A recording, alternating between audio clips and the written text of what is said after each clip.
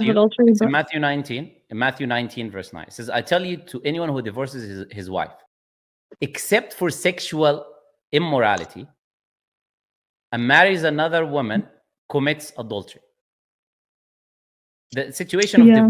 divorce in Christianity can only happen if adultery happens. If adultery doesn't happen, you cannot have divorce in Christianity. Mm.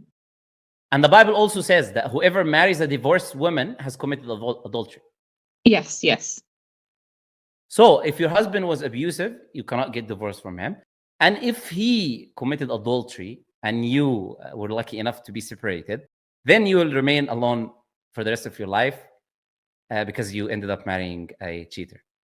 This is nothing like this in Islam, obviously. A woman doesn't need adultery in order for her to get divorced from a man. Nor is a woman who is a divorcee in Islam a committer of adultery if you marry her. Anyone can marry her, no issues.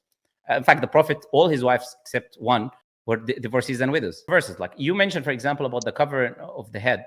Doesn't mention the church specifically in Corinthians 11:6. It says, for not if a woman does not cover her head. It just talks about how shameful it is for a woman to show her hair.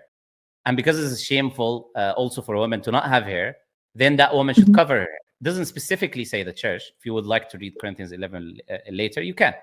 Yeah. So that is just something that the Christians try to say, but that's not the case. That's why when you go to churches, why is Mary covered? That was historically the case. Always, women were covered. Christian women were covered till sexual revolution and liberalism and feminism, etc.